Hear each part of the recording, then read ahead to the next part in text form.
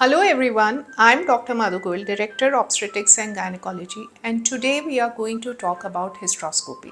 So hysteroscopy is a technique which we use to have a look inside your uterus. So there are some indications for doing hysteroscopy. Any patient who has history of abnormal uterine bleeding, if you're over 40 and your periods are very heavy, very painful, we would like to have a look inside the uterus and possibly take a biopsy. The other indication is for infertility. So if we are doing an IVF, we want to make sure that the uterus inside is okay. So we want to have a look inside the uterus.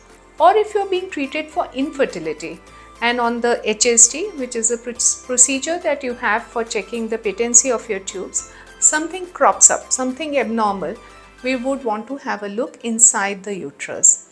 In patients in whom there is a diagnosis of polyps or fibroids, you've gone for an ultrasound and ultrasound shows there's a polyp which is like a small growth inside the uterus, or there is a submucous fibroid, that is there is a fibroid inside the uterus. We want to have a look as well as treat at the same time.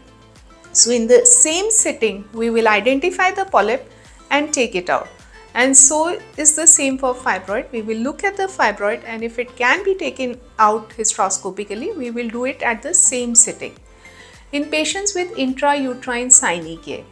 So Synechiae is a condition where the walls of the uterus, they tend to stick together.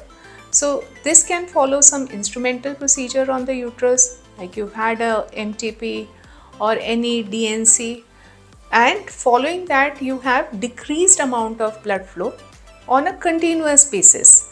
Ultrasound may or may not pick up Synechiae. In such conditions, we would want to put in a hysteroscope and see inside, and if there are Synechiae, we would want to cut them so that your walls kind of separate. The other indication is if there is a lost IUCD.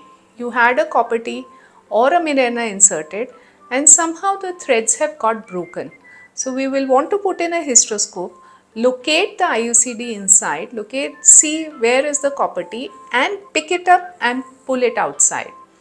In patients in whom ultrasound shows a thickened endometrium, so patients are postmenopausal, like they may be 55, 56, had menopause a year back, and now on a routine scanning, the lining is maybe about 8 mm or 7 mm or 11 mm. We want to put in a scope and see where the lining is thickened. So it may be a polyp and we will have to remove the polyp, or it may be a thickened endometrium, in which case we will have to biopsy it and see whether it is cancerous or not cancerous.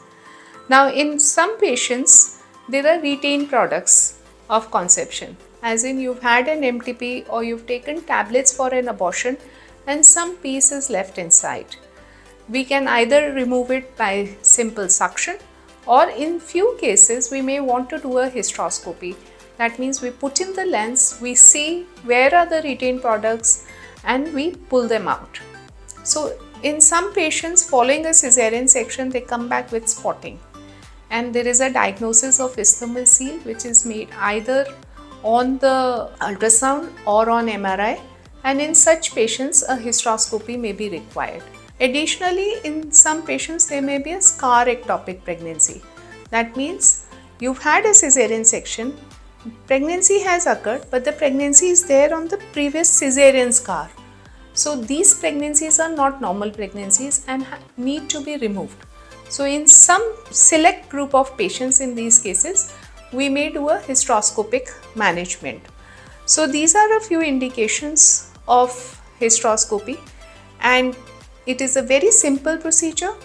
There are no cuts, no stitching involved in a hysteroscopy, and you simply put in a lens in the cavity, and most of the times we follow a see and treat procedure, which means that we put in the lens, we see what is the problem, we treat and we come out. So recovery is very fast. It's a minimally invasive surgery, and in patients in whom hysteroscopy is indicated, they should certainly get it done. Hope this video helps you in coming to a decision for hysteroscopy. In the next video, I will discuss in detail how hysteroscopy is done, what are the instruments that are used. So stay tuned in and get more information on hysteroscopy.